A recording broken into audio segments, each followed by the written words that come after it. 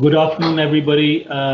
My name is Dr. Syed Waqas Bukhari. I'm one of the consultant hematologists at Shaukat Khanum Hospital. Thank you for joining us for this webinar on COVID-19 COVID-19 impact on oncology. We have four excellent speakers on this topic.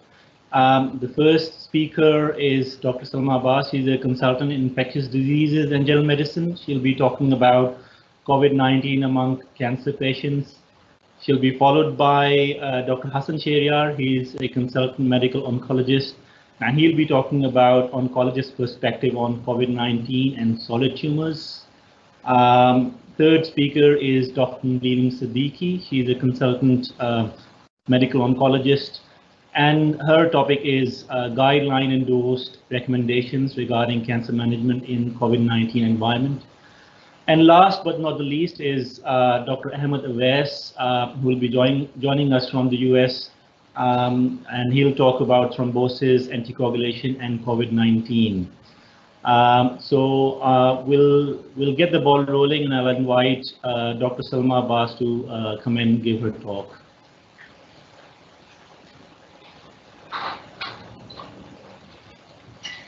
Thank you, Dr. Waqas. Assalamualaikum everyone, I'm Salma Abbas. I'm an infectious diseases consultant at Shaukat Khanum Hospital, and the title of my presentation is Coronavirus Disease 2019, also known as COVID-19 among cancer patients. Now here is the outline of my presentation. I will start with a brief background, followed by why it's important to study cancer among COVID-19 infection among cancer patients.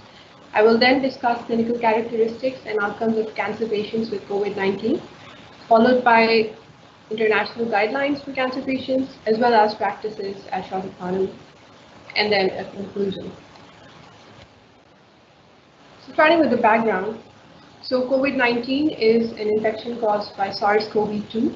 What started as an outbreak in Wuhan, China in December of 2019 quickly progressed to a pandemic. It's a highly transmissible infection. The disease spectrum varies from asymptomatic infection, mild respiratory tract infection, pneumonia, and goes all the way to ARDS. The high-risk groups for poor outcomes include age greater than 50 years, males, health conditions such as obesity, diabetes, and hypertension, African American race, and immunosuppression. Now coming to the important question as to why it is important to study COVID-19 among cancer patients. So there are many reasons. Number one, patients with cancer may be on immunosuppressive therapy and steroids, which obviously puts them at risk for poorer outcomes. Cancer patients may also be on immunomodulators, due to which they would have an augmented response to infections. They have high levels of contact with healthcare systems. For example, they're coming in for appointments for chemotherapy, radiation, monitoring, supportive care, surgery, so on and so forth. To date, a few studies exist on cancer patients with COVID-19. Most of these are small case series that describe clinical characteristics. There are also case reports on treatment of cancer patients with COVID-19, and recently a large cohort was published. This is the largest study to date that describes clinical characteristics and outcomes among cancer patients with COVID-19, and this is something that will take up the majority of the time that I have for this presentation. So the title of the study is Clinical Impact of COVID-19 patients, COVID-19 on patients with cancer, and this is a cohort study. The data source for this was the COVID-19 and Cancer Consortium. The study population, so they chose 928 patients aged greater than 18 years from USA, Canada, and Spain. And the study period was March 7th to May 7th. The primary endpoint that looked at was all-cause mortality within 30 days of COVID-19 diagnosis. Now looking at the demographics,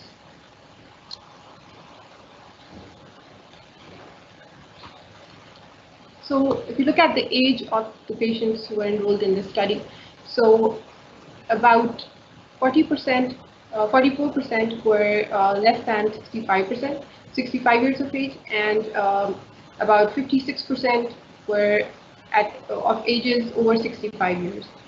When you look at the sex, so there was equal distribution. If you look at male and female patients were included in this study. As far as race and ethnicity is concerned, non-Hispanic whites constituted 50% of the population, Hispanic blacks constituted 16% of participants, Hispanics constituted for about 16%, and the race was not known for the rest of the patients. ECOG or performance status was 0 or 1 for 66% of the patients, 2 for 8%, 3 or 4 for 5%, and unknown for 18%. This is important because patients with poor ECOG are not good candidates for chemotherapy, so on and so forth. And if these patients are on chemotherapy, let's say their ECOG is 2, they're started in chemotherapy, and on top of that, if they get COVID-19, they're obviously in for poorer outcomes compared to other patients. Look at the smoking status of these patients. Never smoked, 50%, 51% had never smoked, and the other half were either former smokers or current smokers. Obesity, so 19% were obese, and the data was either missing or not specified for the other patients. Look at the number of comorbids. So 14% had no comorbids, 22% had 1, 25% had 2, 13% had 3, and 21% had greater than 4 comorbids. So about 86% had 1 or more comorbids. Now moving on to the details of underlying malignancy and the treatment these patients received. So starting with the types of malignancy, solid tumors were the vast majority of cases in about 82%, and the most common solid tumors were breast, prostate, and gastrointestinal. Hematologic malignancies overall accounted for 22% of the cases included. The most common ones were lymphoid neoplasms, multiple myeloma, low-grade non-Hodgkin lymphoma. Acute lymphocytic and myeloid leukemia accounted for 1% cases each. Look at the cancer status. So 45% had cancer in remission without any evidence of disease. 32% had present evidence of disease, but they were responding to treatment. 11% had present evidence of disease with progressive disease. Now moving on to the types of anti-cancer therapy these patients were receiving. So about 60% had not received any treatment for cancer over the last 4 weeks. Non-toxic therapy was administered to 22% of the patients included in the study over the last 4 weeks. Targeted therapy among 8%, endocrine to 9%, immunotherapy to 4%, radiotherapy to 1%. And now if you look at surgery within the last 4 weeks, so 87% of the patients had no surgery over the last 4 weeks, and 3% had surgery over the last 4 weeks. Cytotoxic systemic therapy was administered to 17% of the patients within the last 4 weeks, among those who were included in the study. Results. So the most common presenting symptoms of COVID-19 among cancer patients included in the study were fever, that was seen in 64% of the patients, cough seen in 61% of the patients, fatigue or malaise, that was seen in 43% of the patients, dyspnea was seen in 41% of the patients, and asymptomatic infection was seen in 4% of the patients included in the study. 466 patients, which comes up to about 50%, required admission. Of these, 175 patients, which is 38%, were actively receiving anti-cancer therapy of some kind. And the 30-day all-cause mortality, the crude number is 121, and the percentage is 13% of this cohort. Now, a total of 121 patients died in this study, as I mentioned earlier. Now, those admitted to the ICU, a total of 132, and the crude mortality among ICU admissions was 50. Those required mechanical ventilation, so the total number of that was 116, and the crude mortality was 50. Among solid organ tumors, the percentages really have not been very variable. Now, if you look at the cancer type, solid organ tumor, so 12% died, 12% were admitted in the ICU, and 11% required mechanical ventilation. Hematologic malignancies, so 14% died, 22% were admitted in the ICU, and 17% required mechanical ventilation. For cancer status, so those in remission, 9% died, 15% were admitted to the ICU, and 13% required mechanical ventilation. For patients with stable disease and treatment responsive, 14% died, 14% were admitted in the ICU, and 13% required mechanical ventilation. For progressive disease, the percentage of those who died was higher, was 25%. but those admitted to the ICU and those requiring mechanical ventilation is still comparable to other groups. Now, the type of anti-cancer therapy that was administered to them, so those with no cancer therapy over the last 4 weeks, 14% of these people died, 16% were admitted to the ICU, and 14% required mechanical ventilation. For non-cytotoxic therapy, 11% died, 12% were admitted to the ICU, and 12% required mechanical ventilation. And for cytotoxic therapy, 14% died, 11% were admitted to the ICU, and 8% required mechanical ventilation. Important to note that those patients who were on palliative therapy, so a very small percentage of those went to the ICU or were or required mechanical ventilation, obviously because of their goals of care that were different from those requiring active anti-cancer treatment. So overall, the factors that were found to be associated with mortality and in a way that was statistically significant was increased age. So as age increased by 10 years, the odds ratio, the odds of developing or being associated with higher mortality increased by 0.84. Male sex was associated with higher mortality.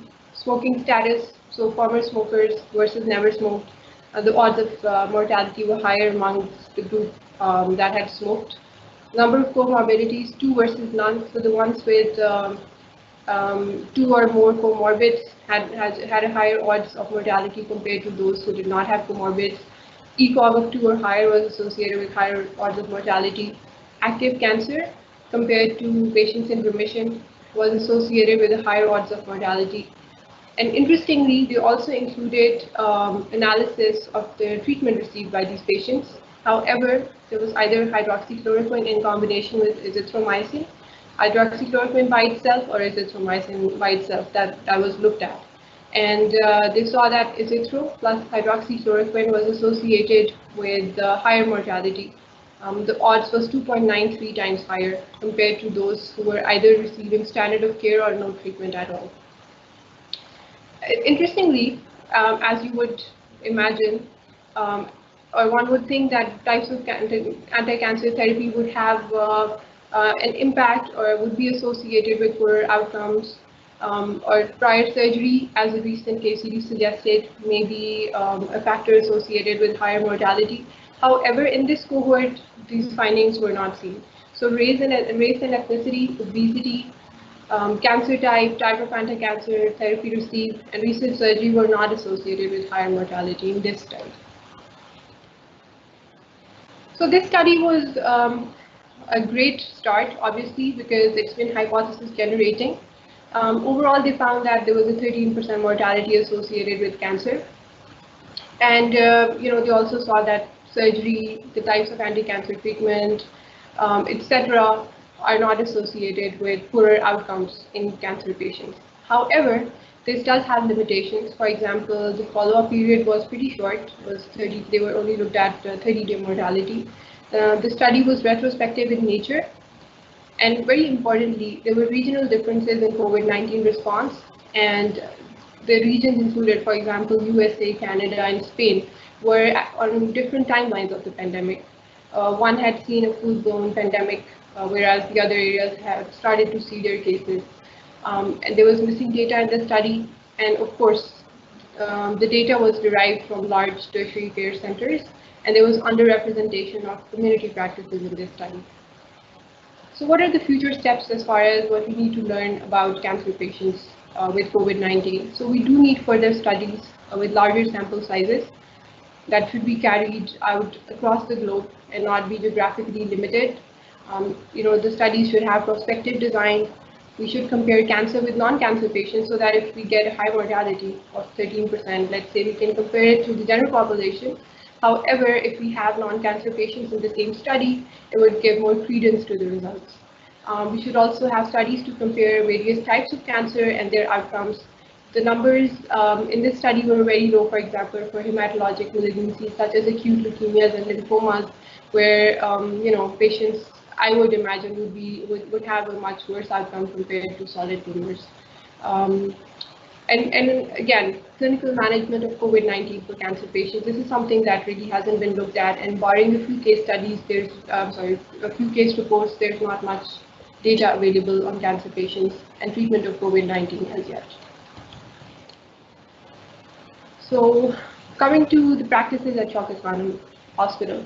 So as far as testing of cancer patients is concerned, we are currently testing all symptomatic patients who meet our case definition, which is the presence of fever along with one other symptom such as cough, chills, sore throat, myalgias. In addition, we are also testing a subgroup of asymptomatic patients, those who are either planned for operative procedures or those with acute leukemias and pre-transplant who are planned for chemotherapy. We test these patients 48 hours prior to their procedure or planned chemotherapy. If the test is positive, we defer their treatment for at least 2 weeks, at which point we bring the patient in and reevaluate them to see if the infection has cleared or their symptoms have resolved. If they test negative, then we proceed with the planned procedure or chemotherapy. Our admission criteria at present, so we are only admitting patients who have some evidence of hypoxia with O2 sats of less than 94% on room air. Management currently, so for patients who are non-ICU and are admitted to the floor, it's a combination of supportive care with oxygen, supplemental oxygen as required by the patient, self-proning, we encourage patients to prone themselves. And as far as the medications are concerned, so currently we're only administering montelukast as an anti-inflammatory to these patients. For patients who have shifted to the ICU and have shown evidence of cytokine release syndrome, we are administering steroids, methylprednisolone 0.5 to 1 milligram per kg for 5 to 7 days to these patients. And we are also administering tocilizumab in select cases, obviously, who do not have any contraindications such as neutropenia or other factors after discussion with their oncologist. And an additional thing that we are doing at our center is therapeutic anticoagulation for ICU patients with elevated D dimers. This is a controversial topic, but upon review of the literature, we found that patients are at higher risk. These patients with CRS and ICU patients are at higher risk for VTE events. This is a prothrombotic state. Even patients who do not have overt evidence of VTE will have been seen to have microthrombi and so on and so forth on autopsies. So this is the reason, in consultation with our hematologists, that we decided to go ahead and make this a part of our guidelines for ICU patients. At present, we don't have a very large cohort of patients to discuss from Shaukat Khanum at this point, but hopefully if we have further webinars, we can definitely discuss our own data as well. Thank you.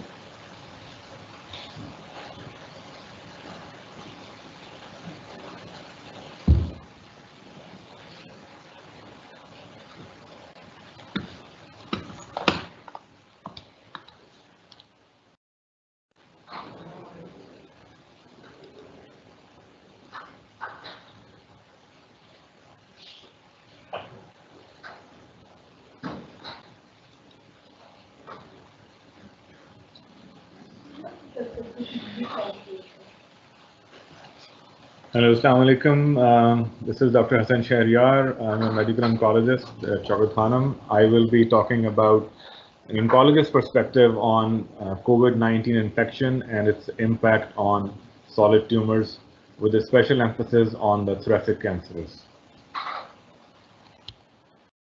So this is the outline of my talk. I believe my previous presenter discuss some of the data that I will also be discussing here. But basically, I will be talking about the two large data sets that have evaluated quite extensively the impact of COVID-19 infection on cancer patients. So the first largest data set comes from this COVID-19 and Cancer Consortium, or CCC-19. And the second biggest data set is the Thoracic Cancer International COVID-19 Collaboration, or TERAVOLT. And then I will delve into the epidemiology and case fatality rate of these two data sets.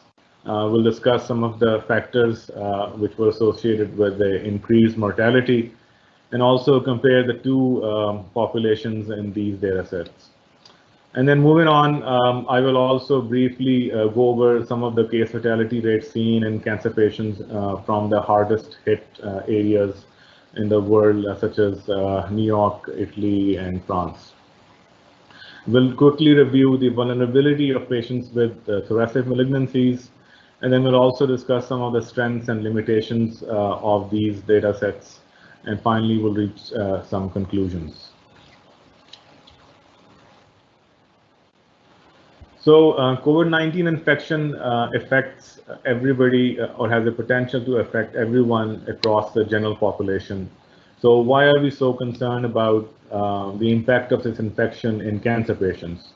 So there are at least 5 physiological and systematic reasons why cancer patients represent a special cohort which is at increased risk of adverse outcomes with this infection.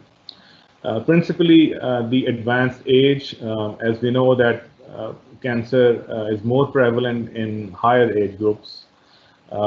Also, the presence of coexisting comorbidities that we see in cancer patients, such as diabetes, heart disease, chronic kidney disease, and chronic liver disease. And also, the frequent contact of cancer patients with the healthcare system, not just in terms of their frequent visits for infusions, but also those who are on surveillance who need to come for their outpatient visits. Cancer patients also have a decreased immunity, which is either a direct effect of their cancer or could be related to their treatments. Also, some of the supportive care measures, such as use of steroids for anti-emesis and pain control, could also result in decreased immunity for these patients. And finally, cancer patients generally have a lower performance status compared to the general population. So, as this was discussed quite in detail in the last presentation, the COVID-19 and Cancer Consortium is one of the largest data sets or registries which have enrolled cancer patients across over 100 institutions in North America, and they give us a quite detailed information about the impact of COVID infection in this population. So the mission statement for this registry is to collect and disseminate prospective, granular, uniformly organized information on people with cancer who are diagnosed with COVID-19, and to do that at a scale and as rapidly as possible. I should also note that the update of this registry was presented just a few days ago at the annual ASCO 2020 meeting in a special session on COVID-19. For this particular registry, the methodology included all those patients who were PCR confirmed for SARS-CoV infection. They were included. They accrued cases during the first 30 days of the registry, and they evaluated their outcomes.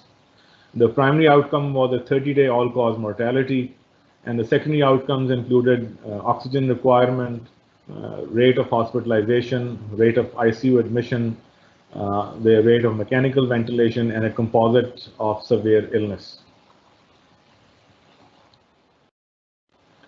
The second largest registry for patients with cancer, and particularly thoracic malignancies, is known as TERAVOLT, and this is also like CCC-19, a collaboration of over 200 cancer centers across the globe in 4 continents. Similarly, they also are evaluating the effects or gathering information on the demographic factors, comorbidities, cancer characteristics, and therapies that are risk factors for hospitalization and mortality. They also aim to understand the clinical course of patients with thoracic malignancies which are infected by SARS-CoV-2. And importantly, to evaluate the long-term impact of cancer outcome related to the care adjustments and delays in patients with thoracic malignancies.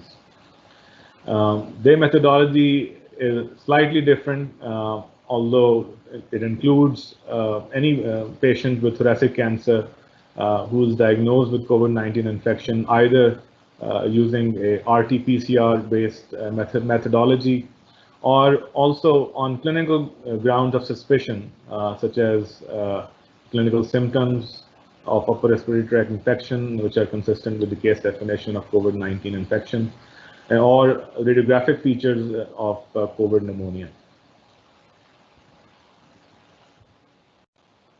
So let's look at the patient population in these two large registries. Cancer Care Consortium has accrued around 928 patients with any cancer type. The most commonest cancer type is breast cancer, which constitutes about 21%, followed by prostate cancer of 16%. GI malignancies are around 12%, hematological malignancies around 11%, and thoracic malignancies were about 10% of this cohort. These are all confirmed cases of SARS-CoV-2 by RT-PCR. The TERAVOLT registry, as indicated earlier, is consisting of thoracic cancer patients, either primary lung malignancy or metastases to the lungs. And they have accrued about 400 patients as of May 8th. And these were also cases confirmed with SARS-CoV-2 by RT-PCR or clinically suspected or radiographically suspected. And this data set was also presented at the ASCO 2020 meeting in the special session on COVID-19 infection. Looking at the mortality rate that was seen in the Cancer Consortium, with a median follow-up of 21 days, about 121 patients, or 13% of the cohort, had died. Patients who required mechanical ventilation were about 12%. Patients who were admitted to the ICU were about 14%, and a rate of hospitalization was noted in about half of this population. The composite outcome, which included elements of severe illness, was seen in about 26% of the population, or 1 in 4 patients required. 1 in 4 patients had a serious illness as a result of COVID-19 infection. In the subgroup analyses, I think pertinent findings are that there is a prevalence of slight higher prevalence of male gender, about 17%. Patients above the age of 75 were about 25%. Patients who had active cancer or cancer in progression were also in the range of 25%.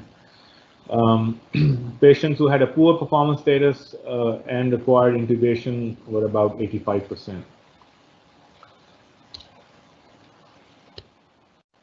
The mortality rate in the TERAVOLT registry was as follows. With a median follow-up of 33 days, about 141 patients had died, which is about 35.5% of the population. The deaths attributed directly to COVID infection were about 80%, and cancer-related deaths were about 11%, although the distinction can be difficult in some of these cases. Patients who required hospital admission were about 78%, 8% required ICU admission, and 5% required mechanical ventilation. Median length of hospitalization was around 10 days. Looking at, in a different way, patients who recovered versus those who died, patients with a higher age, with an average of 70, were more common in the patients who died as opposed to those who recovered. Male gender, again, more deaths in male gender. With regards to the smoking status, patients who were former smokers or previous history of smoking had a higher incidence of mortality compared to those who were never smokers. And similarly, patients with a poor performance, ECOG performance status had higher mortality compared to those who had recovered. Now, looking side by side, the morbidity and mortality in these two registries, again, as we noted earlier, the population size is about 928 patients in the Cancer Consortium and 400 patients in the TERAVOLT registry. Mortality rate 13% in the Cancer Care Consortium and 35% in the TERAVOLT. ICU admission was also higher. It was higher in the Cancer Consortium as opposed to the TERAVOLT, and similarly, mechanical ventilation was higher in the Cancer Consortium group as opposed to the TERAVOLT. These are interesting findings in the sense that there is a higher mortality seen in the TERAVOLT registry, yet there is a lower rate of ICU admission and mechanical ventilation compared to the Cancer Care Consortium group. And I'll discuss some of the factors that might be responsible for this apparent disparity. Hospitalizations were significant in both groups. Some of the factors which were independently seen associated with mortality were, number one, age. There was a higher odds ratio, hazard ratio of dying in both the groups for patients who were older versus younger. Patients with a poor ECOG performance status had a 3 to 4-fold higher hazard ratio of dying. Patients who were on active cancer, patients who were on chemotherapy versus those who did not have active cancer or so-called stable disease, or those who were not on chemotherapy. Patients with active cancer and on chemotherapy had a 5-fold higher chance of having a poor outcome compared to those who were not. And in terms of comorbidities, there was also significance noted in the univariate analysis in both groups. So among the many risk factors which have been associated with higher mortality, these scores have been independently verified as underlying risk factors for adverse outcome. Differences. So in these two registries, we saw that patients who were former smokers had a higher chance of adverse outcome consortium group, but not seen in the TERAVOLT registry. Similarly, the male versus female disparity seen in the Cancer Care Consortium was not seen in the TERAVOLT registry. Use of steroids was more associated with an adverse outcome in the Cancer Care Consortium group compared to the TERAVOLT group. And in terms of cancer stage, there were 45% of patients in remission or no evidence of disease in the Cancer Care Consortium registry, as opposed to 60 to 76% of patients with stage 4 or active cancer in the TERAVOLT registry. Also importantly, I think the region of these registries do matter. Cancer Care Consortium, as we noted, is predominantly a North American registry, whereas TERAVOLT is mostly European with a large contribution from Italian population. If you look at the time of accrual into these registries, I think that's important, and that can be used to explain some of the higher mortality we saw in the TERAVOLT registry. So the TERAVOLT registry started accruing patients from March 26th till April 12th. And if you look at the time frame when these regions underwent a lockdown, that preceded the accrual of these patients. So in Italy, Lombardy area, lockdown started in February 22nd. And this basically means that these patients in the TERAVOLT registry were accrued during a time of healthcare surge when the hospitals were overcapacity and probably ability to have mechanical ventilation or ICU admission was restricted due to healthcare surge. Whereas in the Cancer Care Consortium group, the accrual time frame is around or after, sorry, it's before the healthcare surge took place. So the lockdown in different areas took place in different time frame, from California in March 19 to April 2nd in Tennessee, while the patients are already enrolled, and these patients were enrolled therefore at a time when the healthcare capacity was not surged. So the national and local government response to the COVID-19 pandemic took place during the outbreak, and during this time, the facility planning and national directives for the ICU implementation were also instituted during this outbreak. If you look at the critical care bed per capita in the two different registries, Cancer Care Consortium, which is predominantly a North American registry, you see 34.7 beds per 100,000 inhabitants, and it varies quite. It's quite variable in the TERAVOLT registry, ranging from 29.2 beds to 6.6 beds per 100,000 inhabitants in the UK. There was no uniform criteria for ICU admission. It was believed that if you guarantee intensive treatment to these patients, they will have a greater chance of therapeutic success. And the criteria for ICU admission is still being looked at as we have more data coming out from the experience of treating these patients. Now, quickly looking at some of the other hard-hit areas around the world and the impact of COVID infection on cancer patients. If you look at China, in which the cancer patients are shown here in orange bars, there's a uniformity across the board in terms of death, ICU stay, severe critical illness, and need for invasive ventilation in cancer patients, far more than patients without cancer. And similarly, in terms of timeline of their severity, cancer patients did worse than the patients who did not have cancer. From New York, again, cancer patients demonstrated a markedly increased COVID-19 mortality rate compared to non-cancer patients in all New York City COVID-19 patients. The mortality rate was significantly higher, 25% versus 14%.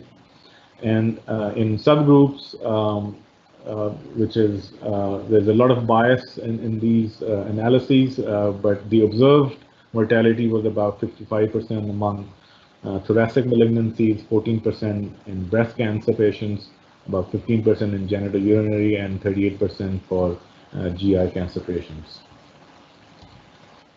From Milan, case fatality rates in cancer patients with COVID-19 infection was 19% for the elderly with the age cutoff of 75 years or more, and the overall mortality rate in cancer patients was about 8%.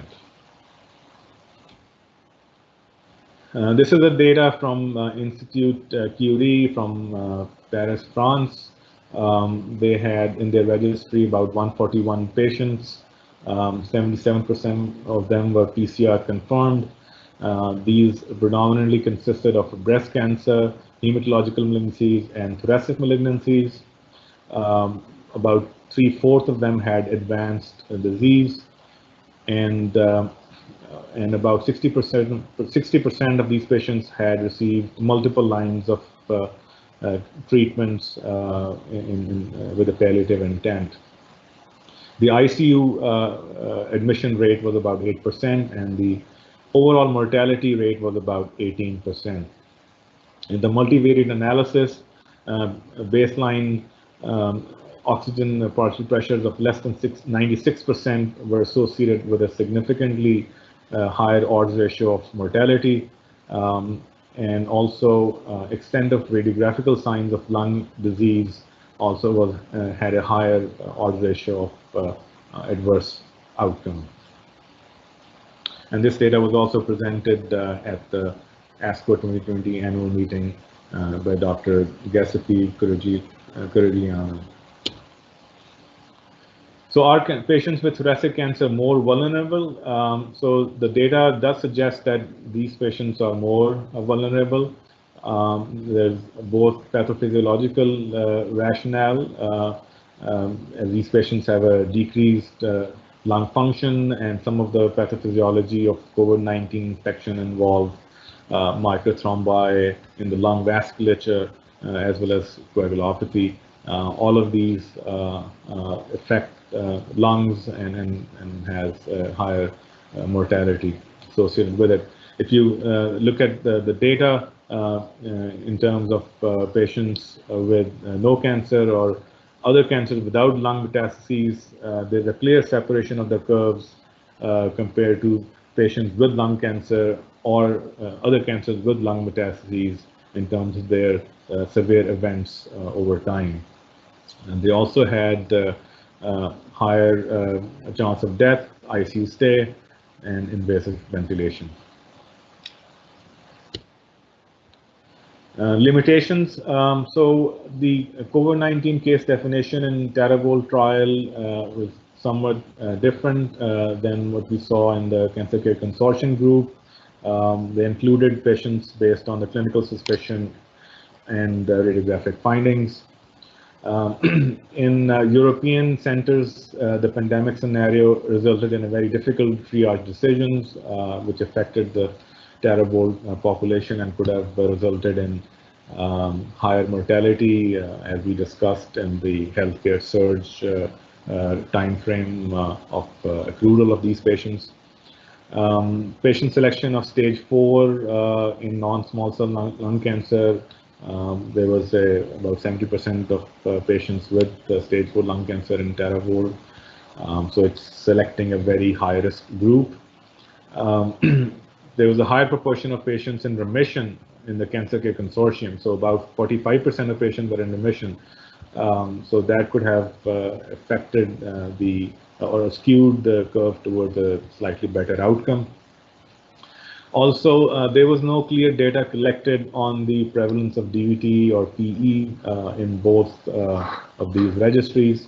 There was no clear definition of eligibility to ICU in these patients as well. Now, these are cross-sectional studies, so the data is collected retrospectively and prospectively, and there is no real-time data capture. There was no auditing. There's no standardized outcome definition. The case registry forms also had limitations in terms of their data collection, and I believe this is largely due to the effort that was started on a very urgent basis, and the idea was to capture as much information as possible rather than have a more refined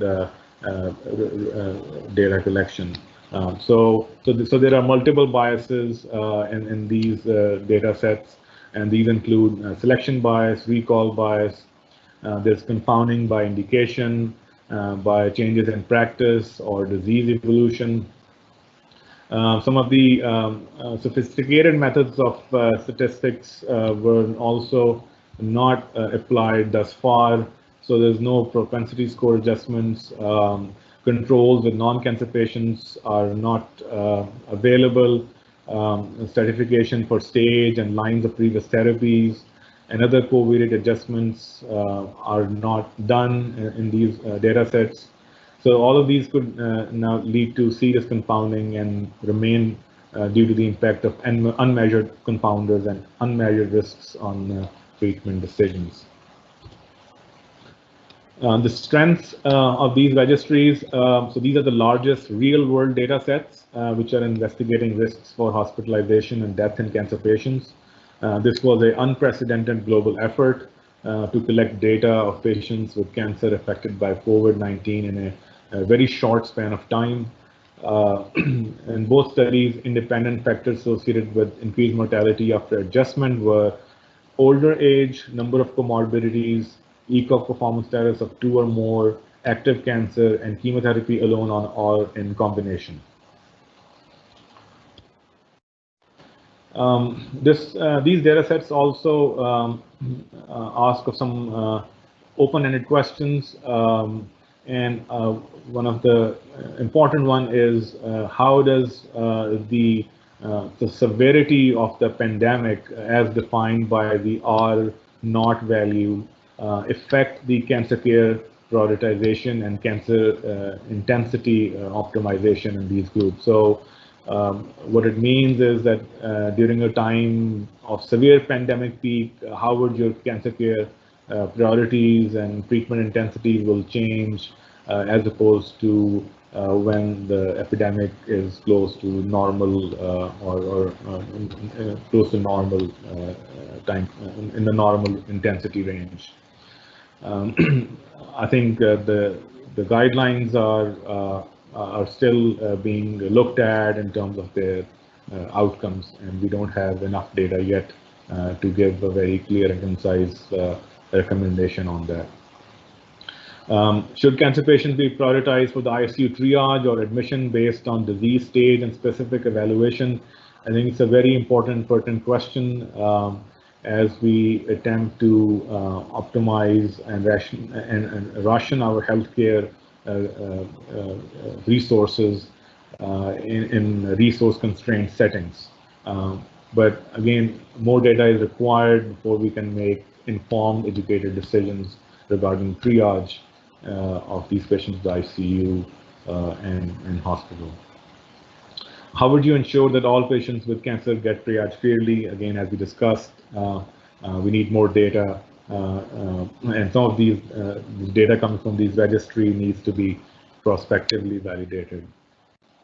And also an interesting question on the type of cancer treatment, especially immunotherapy. Does it have any protective role in preventing or overcoming SARS-CoV-2 infection? Immunotherapy, as we know, has an effect on T cells, which leads to strengthening of the immune response. However, if that plays any role in overcoming or fighting the infection is not known, and there is some data from China in lung cancer patients who were treated with immunotherapy that might have showed benefit, but the data, the quality of data is poor, and no definitive conclusions can be drawn at this time. So my conclusions: older age, number of comorbidities, ECOG performance status of 2 or more, active cancer, and chemotherapy alone or in combination increase the risk of mortality in cancer patients with COVID-19 infection. We not only just need preparedness and facility planning for suspected COVID cases, but also we need preparedness and planning for the treatment of cancer patients in these scenarios. Cancer treatment prioritization should balance interventions based on the magnitude of benefit and the clinical setting. And in this regard, the guidelines issued by different societies such as ASCO and ESMO can help play an important role. One last slide that I added in the end, I felt that it was important to also highlight some of the research issues associated with cancer patients during COVID-19 times. One of the important questions is to understand the utility of PCR testing. Should we be testing all patients with PCR, with cancer, with RT-PCR, or should we only restrict it to the symptomatic patients? We need longitudinal serological studies urgently to determine the extent and duration of immunity to SARS-CoV-2 infection, so we can plan our treatments later on accordingly.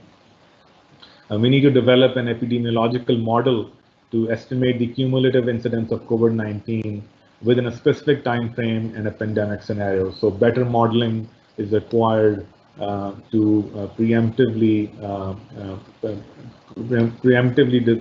design treatments and provide optimal care to these cancer patients.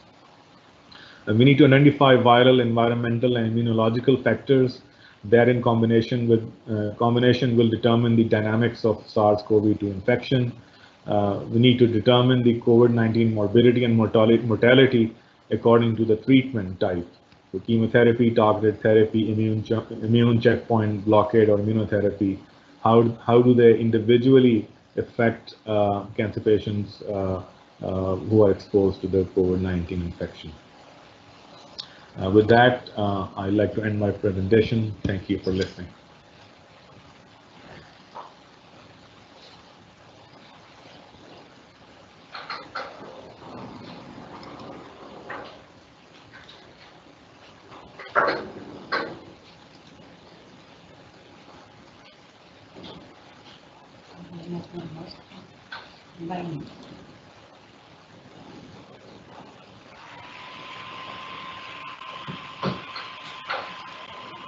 मुझे time को बता देना कुछ हाँ 15 minute से पहले मुझे बता देना मैं फिर अपनी कट करता हूँ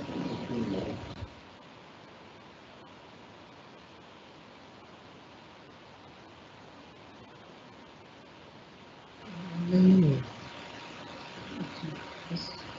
तो मुझे फुल स्क्रीन करो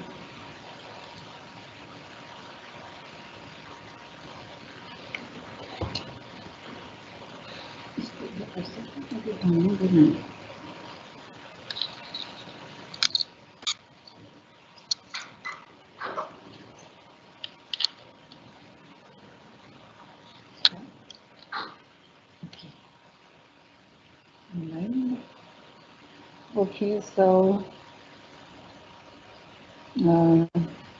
Assalamu alaikum everyone. So I thought we'll just look at COVID-19 related issues that we're facing as medical oncologists, and I'm sure that all of us are making modifications, but it's also nice to know what is happening internationally and what are the experts saying about it. So essentially, our goal remains that we want to minimize patient interaction with healthcare centers, and we want to look after patient safety. At the same time, we want to conserve the resources and provide effective care. So what we need to do is, whenever we have a patient in front of us, our aim is to have a balanced approach, because both are important. If we delay cancer care or if we don't give optimum care, our concern is that delaying therapy can create a lot of problems and disease can progress, as well as, but at the same time, at the moment we are fighting COVID-19, which has significant morbidity as well as mortality. So we should, most authorities recommend that we should risk categorize when we are planning therapy, and that should be according to the tumor type, according to the comorbidities and age, of course, as well as whether the therapy that we are giving is curative or palliative. So, for example, if and so my guidelines are, I've taken from NHS, from US, from NCCN, US alliance groups. So it's sort of an overall consensus about this, that if we have a tumor which is rapidly progressing and without therapy, it can have devastating effects, then we should delay therapies in the patients who are less than 70 years old. However, despite being a high-risk disease, in older individuals, we have to think of the benefits of immediate therapy versus the risk because of the pandemic. Then those tumors which are intermediate risk of progression, in those we could delay, and the consensus is that within 3 months, if we are able to give therapy, that should be acceptable. And particularly for individuals who are 50 years and older, so age plays a very important role. Then we come to the tumors which are low risk, in those cases, it's safe to delay for more than 3 months. For example, if we have low-grade lymphomas or non-melanoma skin cancers, even patients with breast cancer who are like early stage ER positive, then we may just start the patient on neoadjuvant endocrine therapy.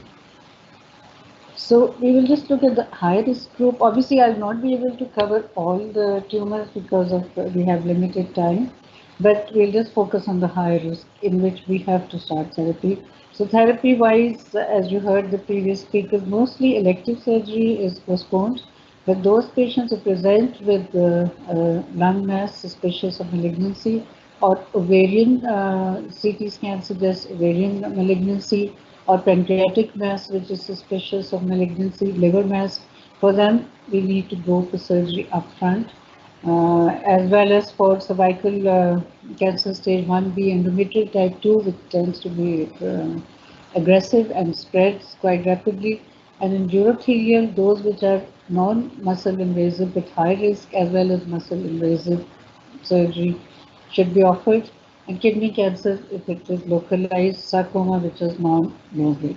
So coming to chemotherapy, as you heard previously as well, we've already had a hematology webinar, but just we know that all patients with hematological malignancies which are acute, rapidly progressing like acute leukemias, high-grade lymphomas, so the myelomas which need therapy, we need to start as per the usual guidelines, but we can make some modifications. Germ cell tumors metastatic, we cannot wait because these tumors progress rapidly and have a high mortality if left untreated. So non-low grade sarcomas, rectal cancer is also considered as a high risk for progressive disease. Small cell lung cancer, we know that it's aggressive and it really behaves like an acute leukemia, so these patients need to start chemotherapy, and most head and neck cancers also require chemotherapy. So once we made a decision that the patient needs to have chemotherapy and we can't really delay, then we need to decide how can we make modification and according to the COVID-19 pandemic. So we should aim to use therapies which are effective but less immunosuppressive than chemotherapy. And some therapies can be given at home, endocrine therapies, tyrosine kinase inhibitors which can be given. So oral therapies like capecitabine, oral etoposide, one could give depending on the malignancy, as well as like switching from IV targeted, like we have Herceptin, trastuzumab. You can switch it to subcutaneous, and subcutaneous there are studies to show, and we actually have done that for some of our patients, that once they are trained they can do it at home. And then also we want that if at all we are going to give chemotherapy, we need to make sure that the patient gets therapy where there's the least possible exposure to COVID-19. So it should be in an area where the COVID-19 patients are not close by, and we have to look at our resources and feasibility. Then when we give chemotherapy, there are some problems which we face with most of the chemotherapy drugs, which are general. Coming to neutropenia, so it is suggested, as you all know, that mostly patients on chemotherapy, if there's a risk of febrile neutropenia more than 20%, then you give them prophylactic GCSF. However, in these days, my recommendations are that if the risk is more than 10%, then we should give them prophylactic GCSF. And that will prevent neutropenic fever, that will prevent infections, and the overwhelming numbers of patients coming to the ER, those numbers will go down.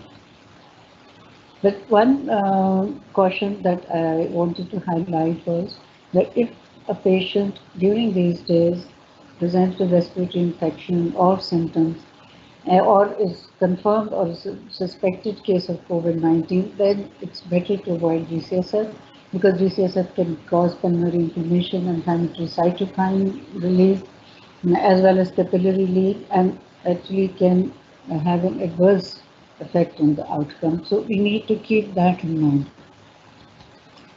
Is anemia. Anemia we see frequently, and these days there's shortage of blood products, and we don't have donors and several other factors. So it is recommended that erythropoietin use should be broadened these days for solid tumors, and there are studies to show that if we add IV iron, then the results are better.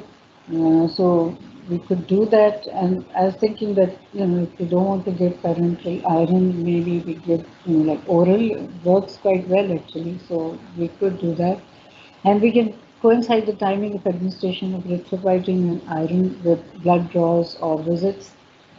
Then also we need to use the lowest possible dose of erythropoietin, because the caution in this case is that there's an increased risk of thrombosis. So we don't want to give the standard doses. So the lowest possible dose, which will increase the HB, and once the HB is around 10 grams, then we should hold for the erythropoietin.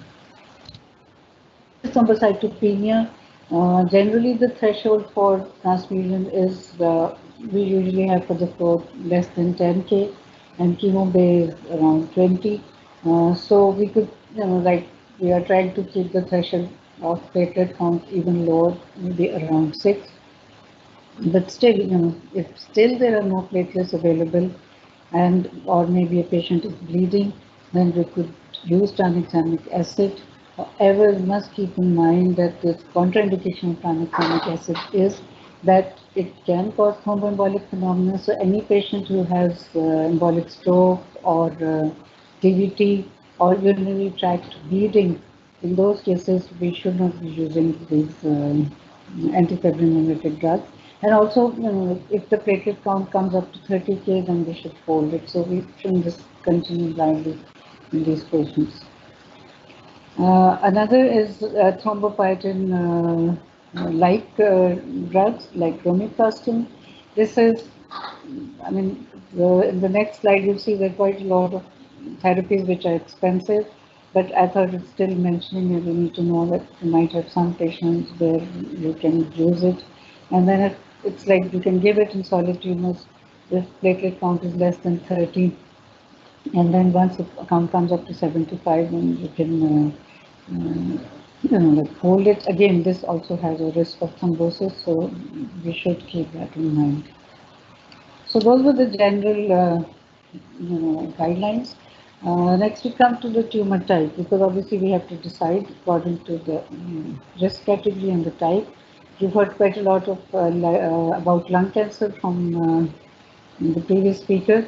So just generally, just brief recommendations of what others are doing is that in squamous or non-squamous cell lung cancer, you could give single agent pembrolizumab, and the other is that if you're giving maintenance in non-small cell maintenance pemetrexed and pembrolizumab, because you want to avoid chemotherapy and you want to avoid visits to the hospital or chemo bay, then it's better to stop pemetrexed, and you could give pembrolizumab to reduce the toxicity. Those patients who had chemoradiotherapy and you have to start chemotherapy, there are several combinations of doublets, but what is suggested is that I would suggest, and there is some evidence that carboplatin paclitaxel, because it's straight, it's 3 weeks, every 3 weeks, instead of using protocols like gemcitabine carboplatin, because the patient has to come to the chemo day weekly, or cisplatin bendamustine. So carbopacli. And then for adenocarcinoma, osimertinib as first-line therapy. Actually, from this ASCO only today, one of the highlights of 2020 ASCO is that osimertinib has shown a huge survival benefit. So I think because of the time is running short, lung cancer, stage 4, instead of going up to 6 cycles, small cell, you can just stop after 4 cycles. Colorectal cancer is important because it's common, and chemotherapy, adjuvant chemotherapy, has a significant curative impact. So if it is stage 3, definitely you need to proceed, but we can make modifications. I'll show you in the next slide. And in stage 2, only if it is you have to justify to give chemotherapy. Metastatic setting, it is palliative, so we can, if the patients really need it, then you can give it, but you can make significant changes. And because we want to reduce myelosuppression, so this is the US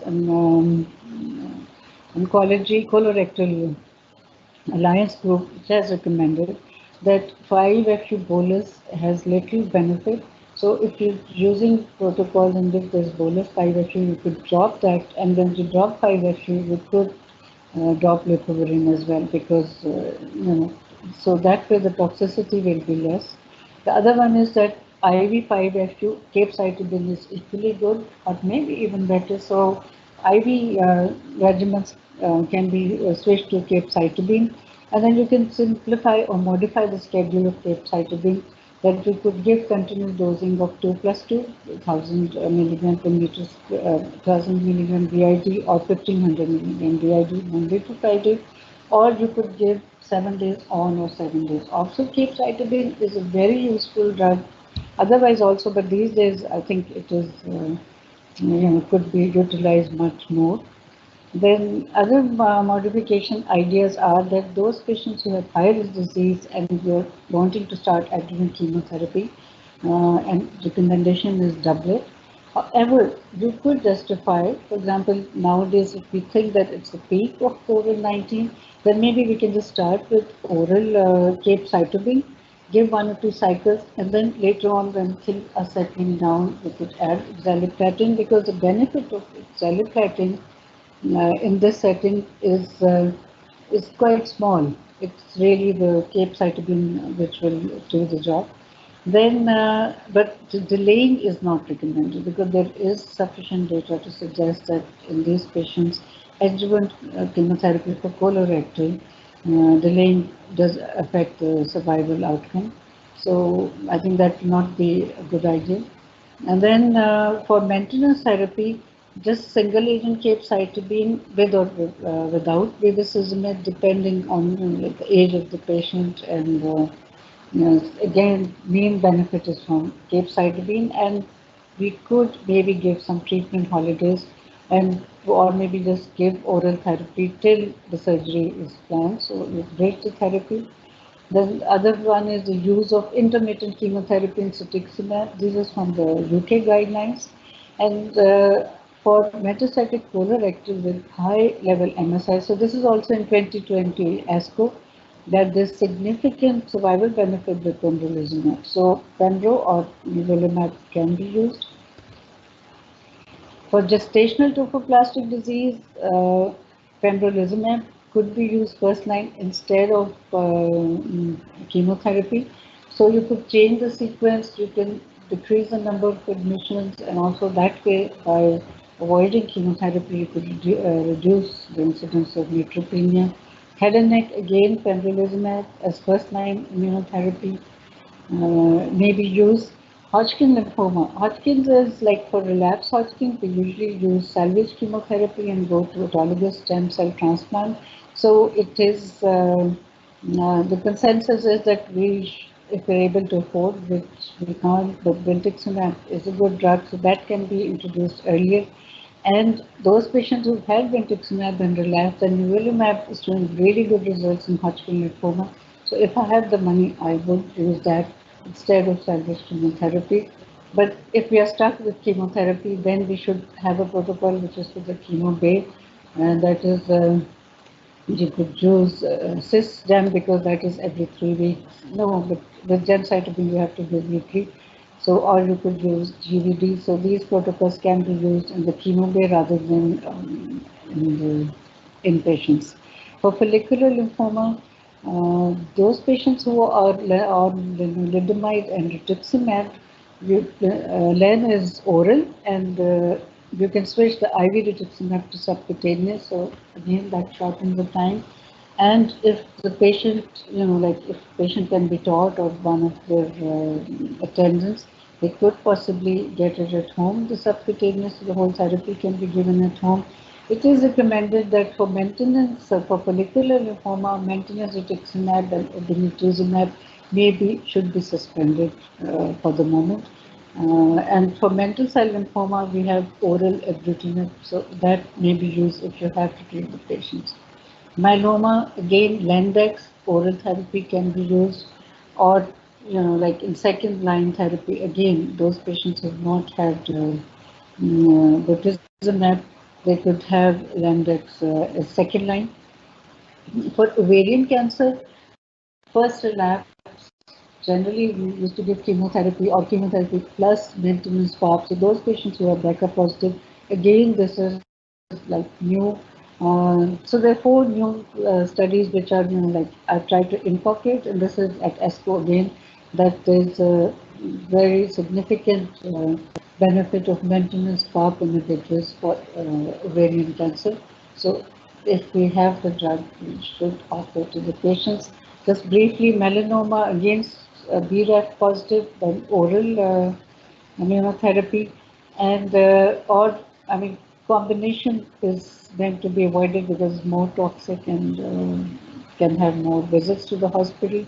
If you have to switch to IV, then nivolumab or pembrolizumab may be given. Bladder again. Recent most 2020 data, avelumab has shown significant survival benefit in bladder cancer. So you could use atezolizumab or avelumab. For us, yes, most of us will not be able to get this, but it's nice to know the recent most updates, and every now and then you might have some patient that you may be able to give. Just like this is neuroendocrine tumors, 5-FU streptozotocin is IV, so that's also like old therapy. So you could give oral temozolomide and capecitabine, and that way the patient will stay at home. Breast cancer, I'm not going to talk about it today because next week, inshallah, on Tuesday or Wednesday, we are going to do a whole webinar on breast cancer, so we'll touch on that. So just now we were asked this question, so this is a question that we get asked frequently. What do we do with patients who are like COVID? What about the testing in patients who are symptomatic cancer patients? Those patients are going to start therapy. Some centers are doing for all patients. Some are doing for immunosuppressive therapies, which are more like MVAC for bladder cancer, cis-etoposide, but not if you're giving single agent like gemcitabine, docetaxel, because we don't expect them to get really sick and neutropenic. For before autologous stem cell transplant, COVID test, we are doing high dose steroids if we're giving, it is recommended.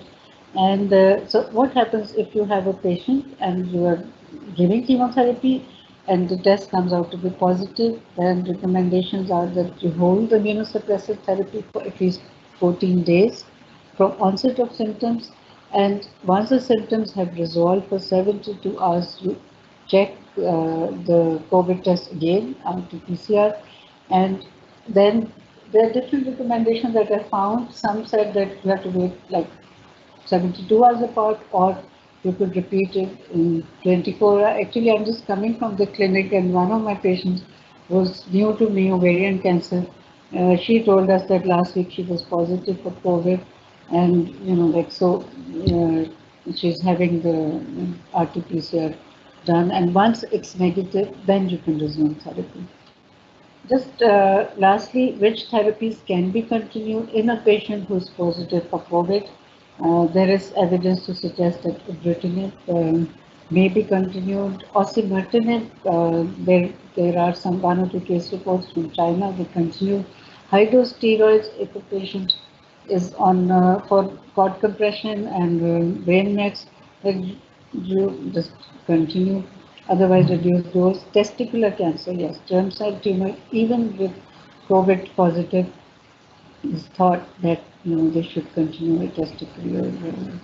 So essentially, quickly given you quite a lot of tumors updates, and like in some ways we've got experience of others, but now that we are seeing more patients, maybe we can incorporate some of these therapies in our clinical practice, and that will hopefully improve our patients' outcome.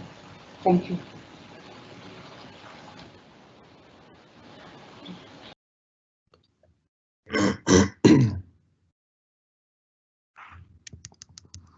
Assalamu alaikum, everyone. Thanks for having me. So the topic that I'll be discussing over the next 15 minutes is thrombosis and anticoagulation in COVID-19 patients.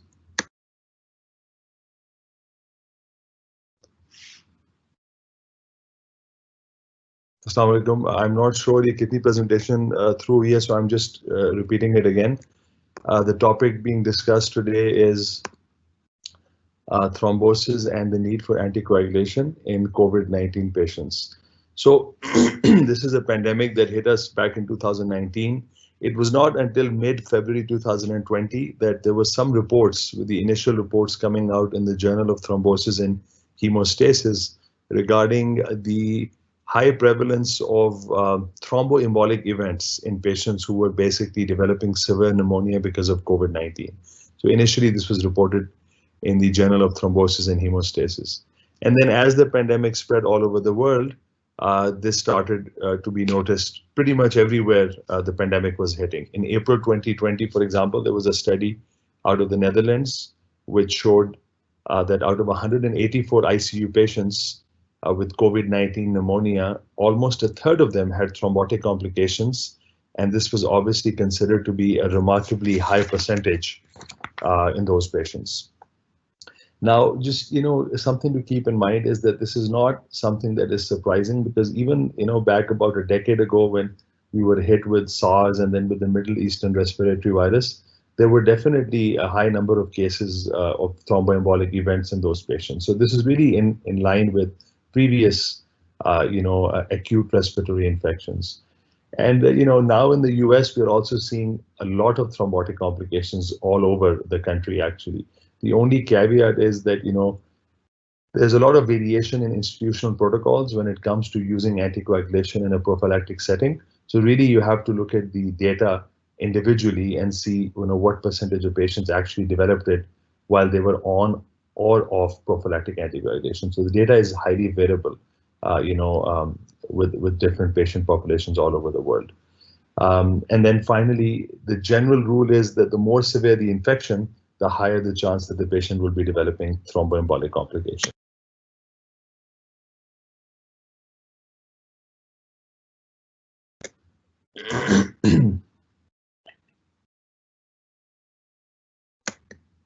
So, this is the data from Colorado here in USA. And this is just to kind of compare the state to the rest of the world. Everybody's been talking about flattening the curve. So this is kind of where things picked up initially in the early part of March, and then things kind of flattened out over the next couple of months. We've been seeing an average of about anywhere from 300 to 500 cases every day for the last 3 months or so. And we're about 25,000 cases roughly. This slide is a week old, I apologize, but this presentation was intended for last week. But essentially, we have about 25,000 patients with about 1,500 deaths to date, with an average mortality rate of about 5% overall. And this is just Banner Health over the 6 states that we cover. So as again, showing the data here, the average mortality about 5 to 6% in the counties where we are at. Again, there's a lot of variation depending on the age. In the 80s and 70s, the mortality rate is as high as 30 to 40%, but in the young folks, it's anywhere from 0.5 to 2%, depending on what age group you look at. So, why do patients develop blood clots with COVID-19? And, we've always heard about the workhouse triad. Pretty much, all the 3 entities that constitute the workhouse triad are active in COVID-19 patients, interestingly, and that's why they're so thrombogenic. So, for example, endothelial injury, there is definitely evidence that there is direct invasion of the endothelial cells by, SARS coronavirus 2, and that's why you see some patients coming in with myocarditis and, this Kawasaki's disease they're describing in children now. So there's definitely some level of endothelial invasion. And then, of course, we know that these patients, who are sick with COVID-19 are often in the ICU, intubated, with release of cytokines and septic shock. So that in itself is a high risk, and they have these devices, the catheters and all that. So secondly, stasis. Again, these patients are obviously in the ICU, often in prone position on ventilators, so they're actually high risk for stasis. And then finally, they are hypercoagulable because the COVID-19 in itself causes, increase in the thrombogenicity of the blood, which includes, the reasons that are postulated and somewhat proven also based on labs include significantly elevated levels of factor VIII and fibrinogen. And just to put this in perspective, usually, we run about 2 to 4 grams of fibrinogen per liter of blood, but in these patients, we've actually seen up to 10 to 15 liters of fibrinogen per liter of blood. So it's a very high level of fibrinogen, which makes it thrombogenic. And then, of course, there's this hypothesis that there are circulating prothrombotic microparticles that could contribute, and then some evidence that hyperviscosity could also be contributing to this. There are also the finding of antiphospholipid antibodies in these patients, but that is thought to be a transient finding. So we can't really prove that as an association, but that's just one of those things that is still being studied as to whether those antiphospholipid antibodies actually contribute to the thrombogenicity in these patients. So, the predominant abnormality is the predisposition to a hypercoagulable state, which is now being termed as thromboinflammation or COVID-19 associated coagulopathy. And just to give you an idea, one of the initial studies that was done, they looked at a series of 24 selected patients who had severe pneumonia in the ICU. And the most commonly found parameters, and this obviously extrapolates to other studies also, was a prolongation of the PTT and PTT, but very slight as opposed to DIC, where you expect to see a higher degree of prolongation. Platelets counts, interestingly, were normal or actually increased in patients, and they think that's likely due to thrombopoietin release. Fibrinogen was increased significantly. You can see in the mean value was about 680 milligrams, about 6 grams per liter. And then the D-dimer also was increased. And the D-dimer is very important because this is actually a lab that is being used in most places, to actually stratify patients into low risk and high risk and decide whether these patients need to be put on low dose, full dose, or intermediate dose of anticoagulation. So we use the D-dimer very regularly here in the ICU. And then there are other assays, more so for academic purposes, but definitely these are, reasons to promote, hypercoagulability in these patients. Again, high factor VIII levels, increase in von Willebrand factor antigen, caused by endothelial damage, and then decrease in the natural anticoagulants that are available in the blood, including antithrombin and protein S, not so much protein C. Just a quick thing on how to distinguish this from DIC. This is very important because, a lot of patients in the ICU, can go into DIC, and sometimes it becomes difficult because they can coexist. But just a general idea is that in COVID-19 induced thrombosis, you will see just the thrombosis. You will hardly ever see bleeding. I mean, we saw one case of bleeding, and that was somebody who, had an intracranial bleed because of a tumor. But other than that, COVID-19 will almost never cause bleeding. On the other hand, DIC, you will see bleeding a lot. Similarly, in COVID-19, the typical findings include a high fibrinogen. So if you see a low fibrinogen, you can think of excluding DIC, COVID coagulopathy, unless it coexists with DIC. Similarly, the hypercoagulable state in COVID-19 is more similar to compensated DIC rather than acute DIC. So like I mentioned, platelet count often normal or elevated, and PTT either slightly abnormal or normal is what you will find in most patients. But again, the thing to remember here is that, the principles of treating it are very similar to the principles of treating DIC, which is you don't treat the number, you have to look at the overall clinical picture and then act on that. As far as the clinical features go, again, you will see VTE of all sorts, including DVT and pulmonary embolism. It's very common in COVID-19 patients. How much it leads to mortality is a little difficult. We are still early on. Remember, this is, these things are dynamic. Lots has changed in terms of anticoagulation guidelines, and it continues to evolve. But our goal is to try to minimize any mortality secondary to DVT or PE in these patients. Just, an idea of the seriousness of this. Again, this is not from our hospital because we don't have that kind of volume here, but, a series of 150 patients who were in the ICU, they reported up to 43% incidence of VTE. And this included patients who had clotting of extracorporeal circuits in 28 out of 29 patients. And that's actually a reason to put patients on full dose anticoagulation. Similarly, patients who are on dialysis, If there's any, clotting, you can use full-dose anticoagulation. ECMO patients are known to clot, the circuits, and again, that's somewhere where you can use blood thinners judiciously. And keep in mind that of these patients that were studied, 70% were actually on prophylactic dose anticoagulation at the time they developed the blood clots. So again, that tells you how serious this is overall. Arterial events have been reported. They are very rare. I have to say, again, we haven't seen much here in our practice, but they have been reported. We've had some reports of young strokes. There was a single health system that identified 5 cases of acute ischemic stroke associated with COVID-19 over a 2-week period, as opposed to 1 stroke they see every 2 weeks. So they obviously associated it with the occurrence of COVID-19. So again, something that is evolving, and we are still trying to understand this as we see more and more patients. I had a young patient that I saw with a stroke. He was referred to me by neurology about 2 weeks ago, and again, we think it's COVID-19 induced. He was a 45-year-old guy with no major risk factors. And then there are reports of limb ischemia also. Again, rare, but it has been reported. Interestingly, with the limb ischemia data that we have, most of the patients reported are those who were older, who had a lot of comorbidities like hypertension, diabetes, peripheral vascular disease. So haven't seen it in young folks, but again, there have been reports of it all over the US.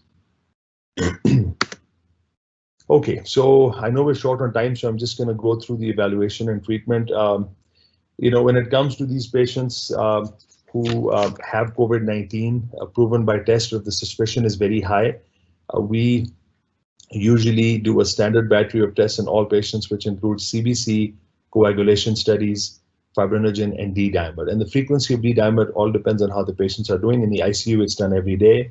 If the patient's in the ward, it can be done once every couple of days. All depends on, how the patient is doing. Again, remember, we don't make any major decision-making based on D-dimer levels. It is just a prognostic marker.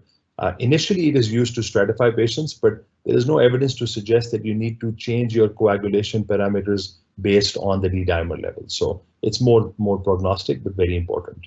And remember, in the studies done early on in China and also in the European countries, patients who did not survive are the ones who had a high D-dimer level, usually more than 6 times the upper limit of normal. So it's very prognostic in that sense. For outpatients, we routinely do not recommend any testing as such. And then, of course, imaging studies have to be performed as needed. Again, keeping in mind that we want to minimize healthcare, worker exposure to any unnecessary studies. And again, it's challenging in these patients because the ICU patients who are prone and on ventilators, obviously it's difficult to get imaging studies. So as much as you can do on the bedside is advisable, obviously. Now, coming to the management in terms of anticoagulation, there's been lots of guidelines. Again, they're evolving. The one that I'm discussing here is what we use in our practice, and I think is the most commonly used all over the US, is the recommendations by the International Society on Thrombosis and Hemostasis. There are guidelines by the American Society of Hematology, and then the ACC Cardiology has their own guidelines, but I believe these are the ones that are most widely utilized. So there are, cannot underscore enough the importance of supportive care in hospitalized patients with COVID-19. That is the #1 thing, of course, whether you end up using antivirals or hydroxychloroquine or whatever the hospital protocol is, but supportive care is the single most important thing. And we always encourage institutions to continue with the standard medical, surgical, and obstetric guidelines for anticoagulation. So that should continue as it is. But more importantly, for COVID-related anticoagulation, 5 different areas have been identified and guidelines have been put in place, and I'll quickly review those. First of all, the diagnosis of VTE in hospitalized COVID patients. So initially there was a practice all over, at least in the US, where everybody with COVID-19 was getting Dopplers and D-dimers, or they were getting Dopplers based on high D-dimer levels. That has not been recommended anymore by the International Society of Thrombosis and Hemostasis. The recommendation is that the practitioners should use standard of care objective tests, like a Doppler or a CT scan, CT angio, based on just clinical suspicion. So just like we usually do it in a standard hospital setting. The second thing is VTE prophylaxis in non-ICU hospitalized COVID-19 patients. So these are people who are in the hospital and you want to prophylax them. So the universal strategy right now these are, remember, these are non-ICU patients, so they're not the sick ones. The routine thromboprophylaxis is what we usually use, which is low molecular weight heparin or standard dose unfractionated heparin. And intermediate dose is almost never used. I'll discuss that a little later, but pretty much for the most part, it is prophylactic dose low molecular weight heparin. 40 milligrams of Lovenox once a day would be sufficient. And then, of course, if there are certain reasons that the dose needs to be modified, for example, obesity or severe thrombocytopenia. And again, in COVID, we tend to go towards the lower end of thrombocytopenia. So we give anticoagulation as long as the platelet count is above 25,000, as opposed to 50, which I know a lot of places do otherwise. But I think as long as there's no major risk of bleeding, we go all the way to 25. So that's for standard patients on the floor. Now for VTE prophylaxis in the sick ICU patients, actually, this is the gray zone. I think all institutions are using their own protocols. I'll share the one that we use in our facility, but the consensus of the experts is that the routine thromboprophylaxis should be with prophylactic dose, unfractionated or low molecular weight heparin, just like the ward patients. However, intermediate dose low molecular weight heparin can also be considered in high-risk patients. There is still no evidence to show that treatment dose heparin should be considered for primary prevention until the results of randomized trials are available. Obviously, that's the consensus. But like I said, a lot of centers are using it with good results. This is based purely on expert opinion and experience. And of course, multimodality, thromboprophylaxis, I think should be used. If you have mechanical methods, especially in the ICU, they should be combined with chemical prophylaxis. This is, I don't know if it projects very well, I apologize, but this is the protocol that we use in our facility. We have divided patients into two tiers, tier 1 and tier 2. In tier 1, if the patient has a high suspicion of COVID-19, or if the patient is positive and is requiring more than 2 liters of supplemental oxygen, then we put them on enoxaparin 0.5 milligram per kilogram twice daily, which is equivalent to what we call intermediate dose, anticoagulation. And if any of the following occur, which is this long list underneath, I won't go into details, then you have to escalate to either tier 2 or you de-escalate depending on which one of these criteria is met. But anybody who falls in tier 2, which means high suspicion or positivity for COVID-19 confirmed, along with either a D-dimer that is more than 6 times the upper limit of normal, or an SIC score of 4 or greater. An SIC meaning sepsis-induced coagulopathy score, which is based on your platelets, PT, and 3 parameters. So again, our critical care folks are very aggressive. They have been using these protocols with a lot of success. I know there's not a lot of evidence behind it right now still. We are learning, but it's worked very well for us, and we feel that it's easy to take patients off the ventilator when they're on full dose anticoagulation. If especially if you're suspecting microthrombosis of the pulmonary vasculature, again, is an evolving, evolving thing. And I'm sure over the next couple of months we will come up with better guidelines so everybody can follow those. Coming to the fourth guideline is how long do we continue VTE prophylaxis for these patients? And usually we do either low molecular weight heparin or a direct oral anticoagulant like Xarelto, Rivaroxaban, or one of the others. We do it usually anywhere from 14 to 30 days. It all depends again on the patient's physical condition. If it's somebody who was in the ICU, was immobilized, was on a vent, and now is going to the floor or going home, you probably want to keep them on blood thinners for at least 14 days. So again, this is just based on practice patterns, and this is what the expert panel recommends, is to consider 14 to 30 days of anticoagulation on a case-by-case basis. If you have somebody who is doing very well clinically with no major risk factors, no cancer, no immobility, you could probably get away with no blood thinners. And then finally, VTE treatment in hospitalized patients. So we're coming to treatment from prophylaxis. And again, this is based on established guidelines, which we usually do. If you have somebody with a confirmed thrombosis, PE, DVT, you just treat them with standard blood thinners.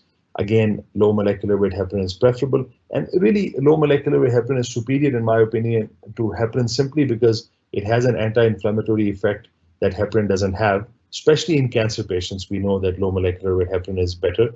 And then, of course, It is easier because with heparin drips running, again, there is more patient exposure to healthcare providers. So I think low molecular weight heparin, is superior in that setting.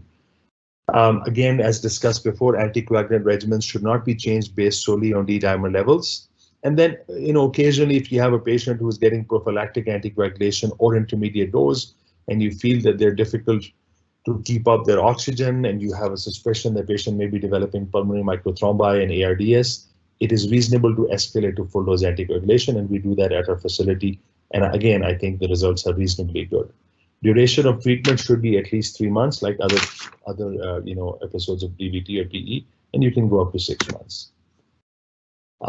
So just to summarize, the indications for full dose anticoagulation in COVID patients would be either one of those three. Number one, documented or presumed VTE. Number two, clotting of intravascular access devices. And number three, what we just discussed, possible but uncertain role of therapeutic level anticoagulation for critically ill patients who are in the ICU and often ventilated. And TPA can be done in any other, just like other scenarios where you feel that the patient meets the indication for TPA, like an acute stroke or a massive, I apologize, this is massive PE, the first one that somehow missed, and then acute MI or limb-threatening DVT. So just the standard stuff, nothing new there. So in conclusion, COVID-19 is associated with a hypercoagulable state along with acute inflammatory changes and lab findings that are distinct from acute DIC. The risk of VTE is markedly increased, especially in ICU patients.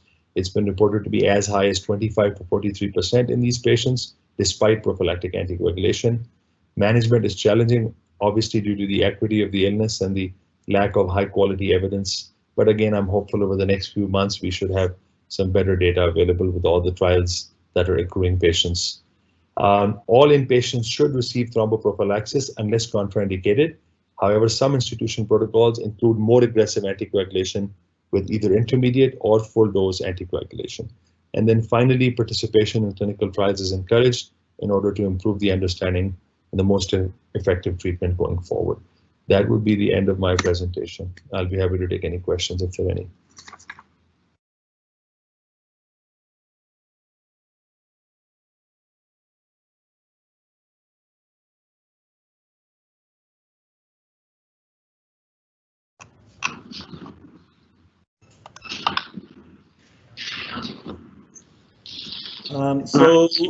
Thank you very much to all the speakers for their excellent talks.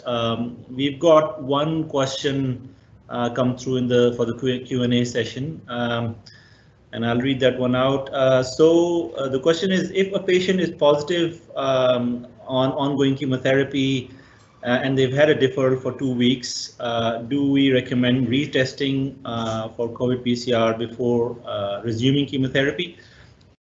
So the answer to that question is yes, we do. What if they keep testing positive but remain asymptomatic? That is a more difficult question to tackle.